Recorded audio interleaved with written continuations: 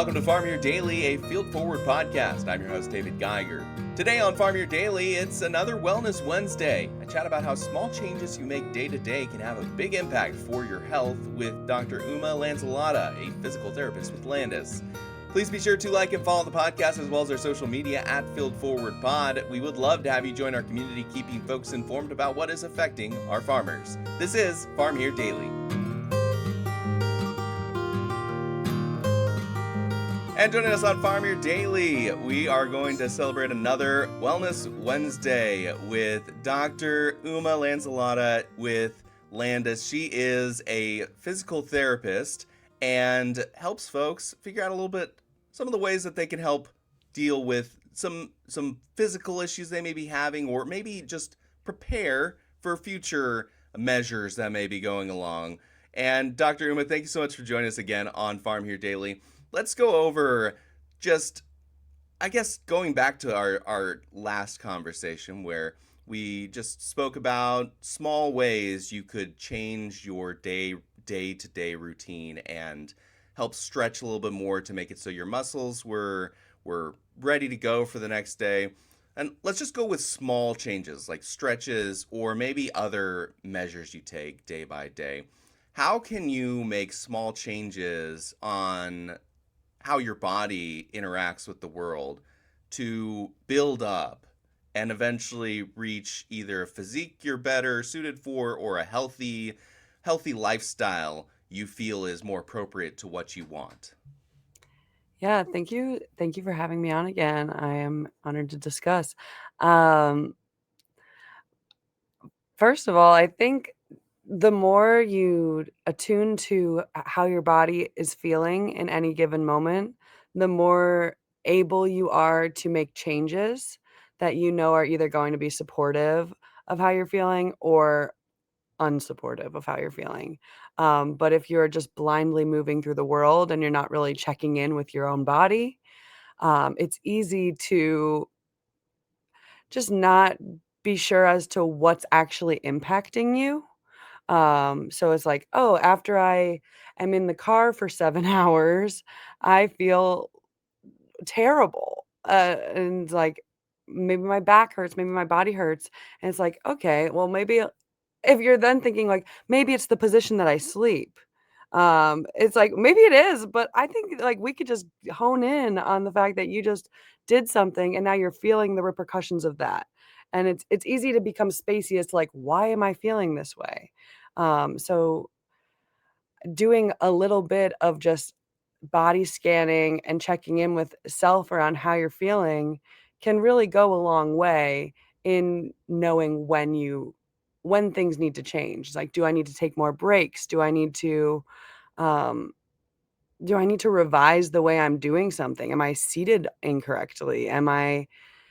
What am I doing and what am I not doing? And what makes things feel better and what makes things feel worse? A major question that I ask people on a daily basis is just so simply, what makes it feel better?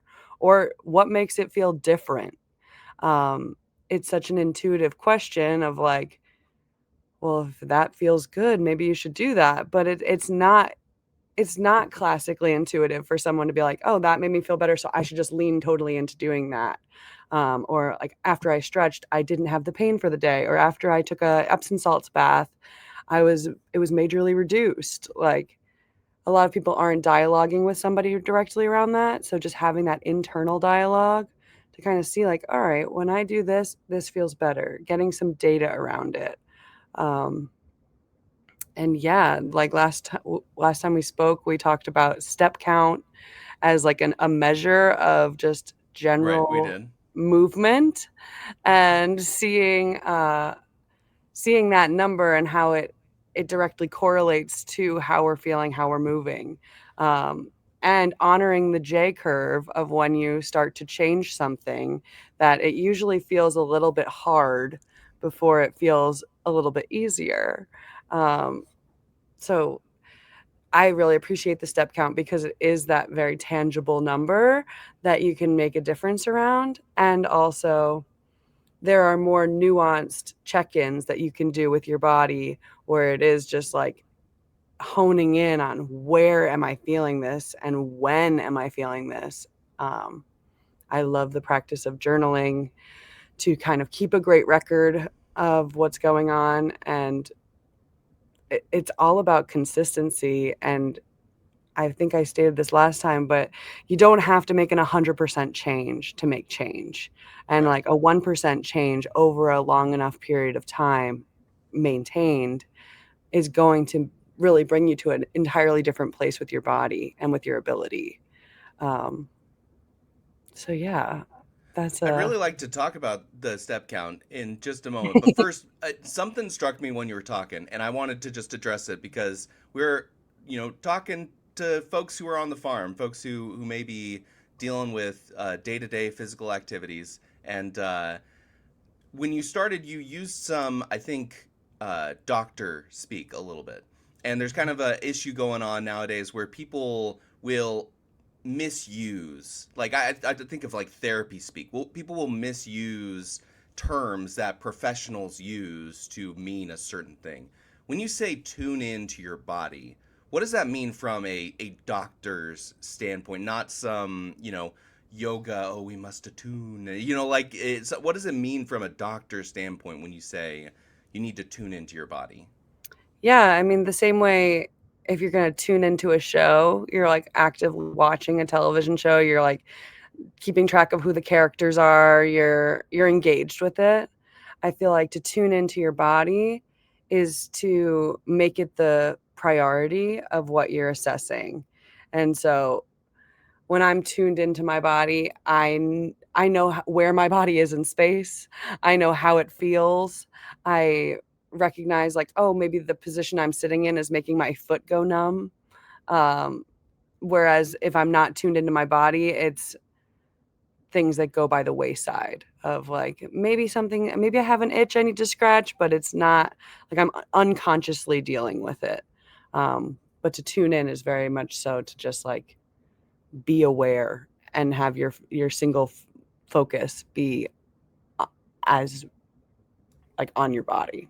It's very much introspective, but more physical than it is mental, is what I'm hearing you say.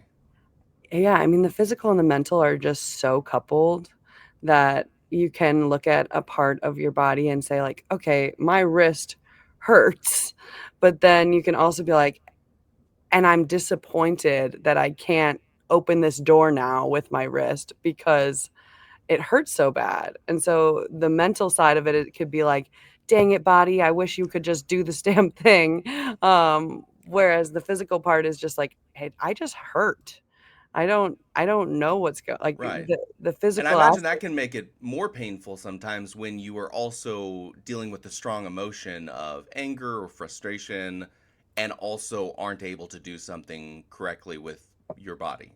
Yeah, I mean, frustration can lead people to unintentional self-harm, because you're just like, "Just do it!" And, like, then all of a sudden, it's like, "Oh, man, I really just pushed myself too hard."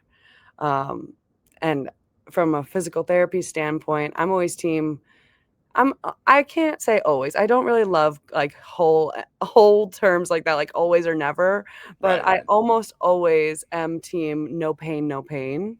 So, like, it's not beneficial typically to push into pain. There are cases where it's like, "Oh, you just got your knee replaced. This is going to hurt before it feels better Right. because we have to push into territory that's going to be painful before it feels okay." But if you But pull something in your back, maybe that you shouldn't keep using your back in the same way.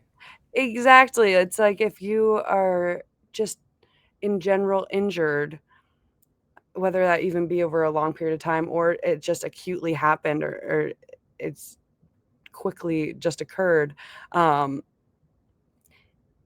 I'm team, like, stay moving it, but if you are moving it into a territory of, like, it is burning, it is stabbing, it is radiating, it is numbness and tingling, that is what I consider pain, and that is not something to really be pushed into. That's really delicate, fragile territory with the body.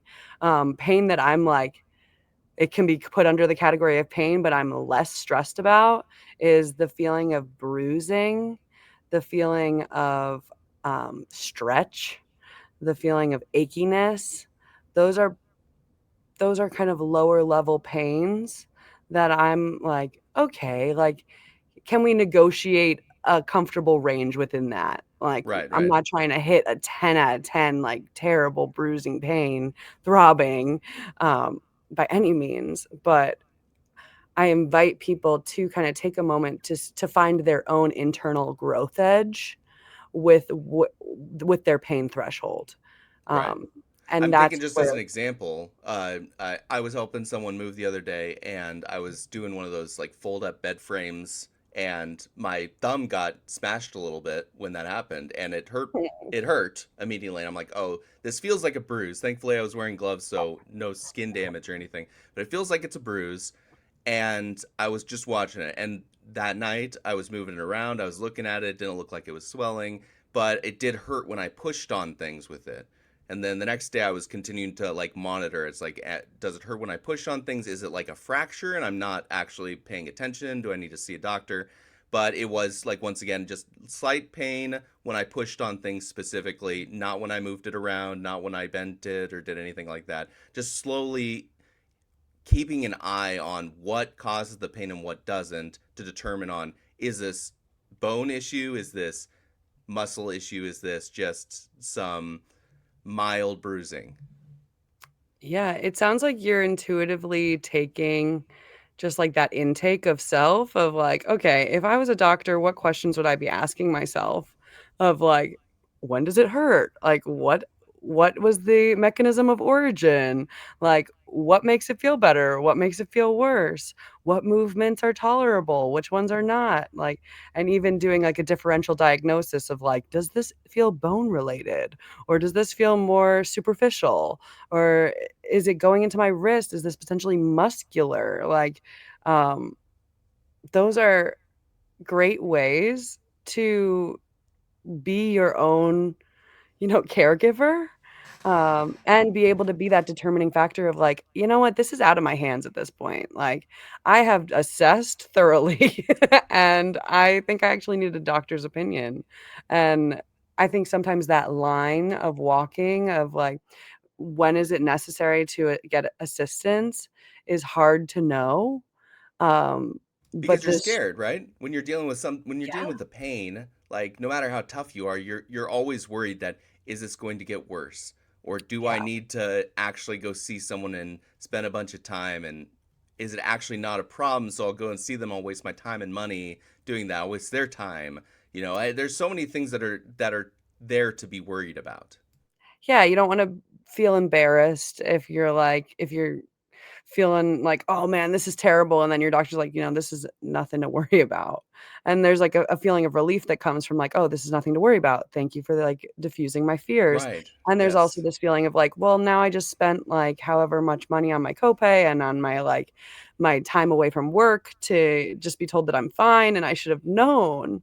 And so there can be this, like, internalized shame that comes from needing assistance that, like, repels people away from even wanting to look at the thing that's happening.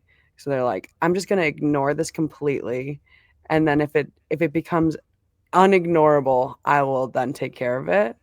I'm encouraging people who are listening to this to not wait until every light is flashing on your car Right. before you bring it into Go the when the check engine light first pops up, not when Ye there's 10 yeah, lights on your dashboard. Yeah. if Yeah. it is and that just goes to say, like, if you are checking in with yourself on a regular basis, if you are tuning into your body and, like, really prioritizing the way you're feeling as a guide, you're gonna consciously and unconsciously take in just measures of what is normal and what feels tolerable and manageable and what is so not normal and shouldn't be tolerated. Um, because then you're gonna have just a stronger internalized compass as to when change should really happen. Right. And so the change that can occur today is just looking at self and taking it in and being like, and this is what I've got. This is my body. I'm going to ride this thing to the end. And I'm the only person that's ever going to fully feel what my body's experiencing. How can I just take notice of this?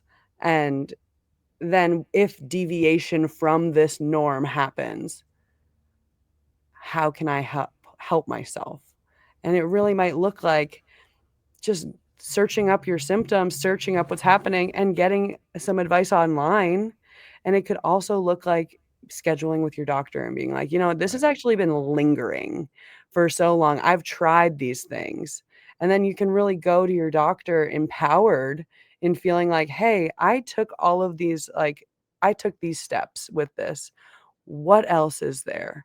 Um, because if you go in and you're just like, I have no idea. Like, you need to figure it out for me. The session that you're going to have with your provider is going to be really centered around just that intake data, which really can be done with self and more alone. And of course, your doctor is going to look at you and take it all in, and also just know you're a collaborator Right. in that intake process. I'm going to give two examples of we've been talking about small efforts to have bigger results at the end of the day. And I want to give two examples of what I view as potentially different ways to approach that. One is maybe about 10 years ago, I was noticing that I was having some lower back pain. And, I was pretty young. I was in my early 20s and I really should not have lower back pain. And so I was asking myself, why is this? Why is this? And I started keeping an eye on my body, and I realized that I had this habit of putting my wallet in my back pocket. Mm. And my wallet is a very big object. It is this same wallet, right? And it was thicker back then. I had more things in it. Uh, not money, but just more things. Not more money, but more things. And Coupons. yeah, but I kept it in my back pocket at all times. Yeah. And when I was driving, when I was sitting at my desk, and I realized, I wonder if my hips are like messed up because I'm just sitting on this all the time. And so I gave it a shot. I took out my wallet whenever I got in the car. I put it next to me, and I started, doing the same thing whenever I sat down.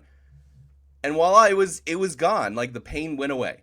So that was one change I made. That was suddenly like a huge fix for me. Another one would be like now. Now I'm starting to, I'm in my mid 30s now. I'm starting to get to the age where back pain is a normal thing. And I'm sitting at my desk and I'm like, why do my lower back just hurts? It's like, oh, probably go on a walk because I'm very sedentary and I haven't really moved at all today. And I do a couple of days of walk and I'm like, oh wow, this feels a lot better. And then I'll do a couple of days where I'm not walking. Oh wow, my back hurts again. What would you differentiate between both of those changes, and how would you recommend approaching both of those changes? Yeah, so in both of those situations, I hear you exercising loving awareness of just kind of being like, I don't think it's normal, and it's not normal for me to be in this level of discomfort on a daily basis. And then I appreciate how you took it from a place of like, maybe it's something in my environment, and maybe it's something that like is just unconsciously something I do. And you brought some awareness to, oh, I do put this external like source into my pocket every single day and I'm sitting on it. Like, maybe that's not the best. And that really is like something that shows up in the clinic often is people just have these fat wallets in their back pocket, and then it's just all day you're like on a high rise on one cheek and you're riding low with the I other love the cheek. way you And described that. High rise on a cheek there. it's just like, of course you're not balanced. That's like wearing a high heel shoe on one side and a flip flop on the other. And once awareness is brought to that for a lot of people, they're like, wow, I just didn't even think about that. I had a guy who had a terrible back pain, and he was like, I sit in my chair at my desk for at least 6 hours a day. sometimes to 10 hours a day because he was like a hobbyist with his computer and as well as his career. And Right. I just gave him a bunch of seat um, adjustments. Like I gave him like a sacral pressure reliever for under his butt, and I gave him a lumbar roll support for the behind his back. And I also gave him a plethora of exercises to do and a bunch of things that I felt like could assist him in just like having the strength to hold his own body. But I also recognized that this man is not going to change this behavior of being at the computer. So external support can be brought in to make it better. And once his chair changed, he came in again. He's like, "I don't think I need this whole physical therapy thing. I think I like found my problem." And I was like, "I support you, and I think that like that is amazing that you are feeling better." And I think that like in conjunction with these things that you can do with yourself, you really might be thriving beyond just like okayness. Um, so I hear you in just like taking that assessment of self and being able to be like, this needed to change and just changing it yourself. And I hope that there's somebody maybe listening to this that does have their wallet in their back pocket regularly and is experiencing that. And this awareness can now be with them and like a change can occur. And now I hear you also in today's day feeling the difference between days that you're walking and days that you're not walking. And like, what a thing to know about yourself that like taking the daily action of taking a walk is actually a direct correlative factor with like feeling okay. Like, what more motivation could you possibly need to just go ahead and take that walk for yourself? And I also recognize like it's getting colder. It's I Yep. know it's at least the Yeah, first that's snowfall a in New big York. demotivator. Yeah, yeah, And that's a so big demotivator. Yeah. there's these factors of like, I really don't like this. But that's when I would think like, okay, do you have stairs in your home? Like, you have to go upstairs? Maybe go upstairs, walk back down, and just go up one more time. Or like, if you're walking around your house, like walk around your house a few more times. Um, or even like anytime you stand up, sit back down, stand up again. Like just little ways to increase the amount that you're doing on a daily basis, just so that you're specifically in your 30s, like you're a young person. Like now is the time to get your body able to do the most it can maybe potentially ever do. Um, so it's like an empowering time, especially if your body's saying, "I feel better when you do this for me." And you have that like that knowing.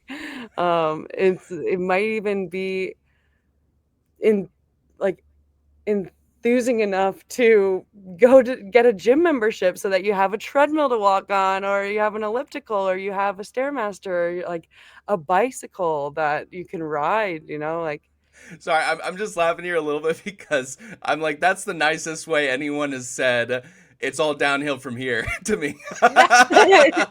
it's you're just still on the up. And I think that like people who are y- especially between the ages of like 25 and 35, that is a really malleable time to like get your bone density even up as high as you can, because there are certain things that after a certain age just start to go down.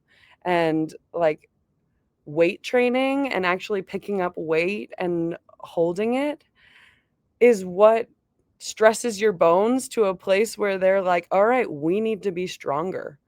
And so if you just avoid weight training or you avoid like walking, your body's going to say like, well, we're not using it. So why are we carrying this extra strength with us? Like we don't need it.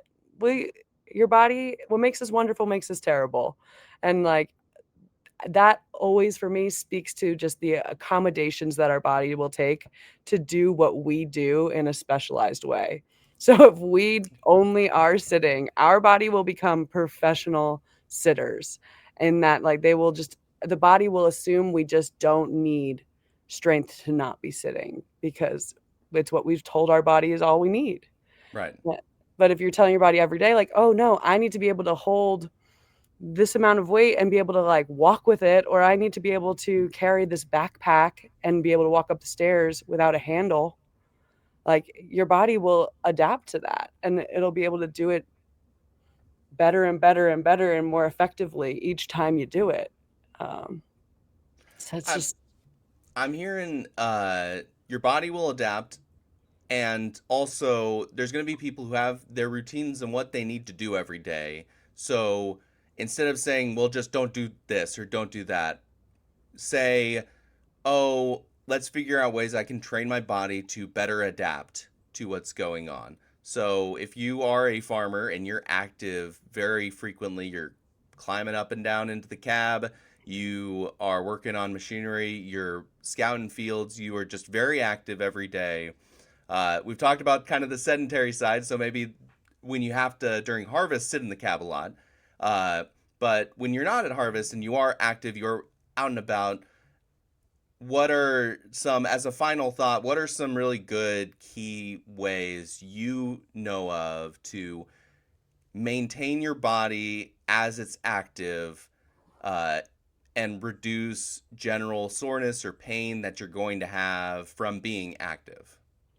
yeah. One of the best things I would say to do is look at yourself in a standing mirror and stand up as tall as you possibly can. And just like really, pull your chin back, pull your shoulders back, core tight, like really find that like perfect ideal posture and position and just try and hold it for just 1 minute, like with all intention of like just being able to maintain that position and take a notice as to like where discomfort shows up in your body. Because if standing at with what you are looking at yourself and seeing is perfect posture, if there's something that's pulling you away from that and you're like, my right shoulder's acting up as soon as I get into this right position, that's something I would say is like, that's where you should hone in on your like loving care for self of like maybe just rubbing that shoulder out a little bit more and then consistently trying to find comfort in just a really great upright position. Because if your body is absolutely fighting against you to be able to be upright,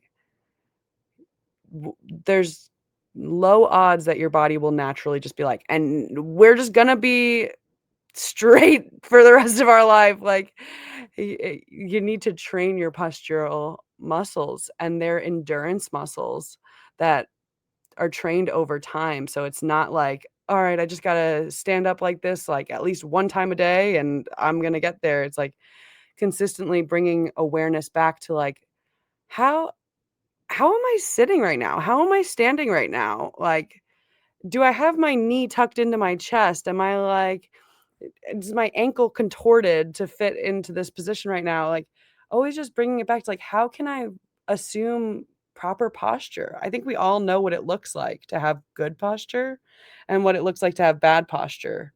And if we can keep bringing ourselves back to like, okay, like I am as upright as possible, our bodies are naturally going to be able to get into that position more easily the more we assume that position and also just bring our awareness to it.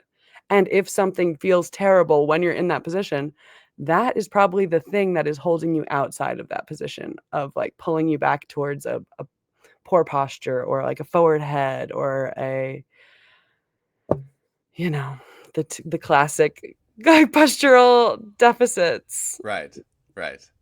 And I just wanna say, I know we spoke about, like, people in 25 between 25 and 35 of, like, really being able to make change, but, like, studies show that you can change your body until you're in your 90s, and Wow.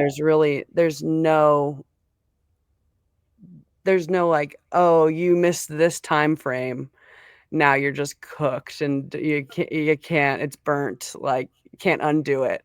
And it's like, we always have the ability to change our bodies, and we always have the ability to develop strength, as well as we always have the ability to get less strong. And in your 30s is a real if you are in your 30s, you are in a prime time to like make massive It's change. just easier. It's a difficulty scale, right? You can still make change when you Yes. get older, even all the way up to the 90s, but when you're younger, you're much more malleable, so you can make the change in an easier fashion. And you can prime yourself to recognize the inevitability of, like, just more challenge.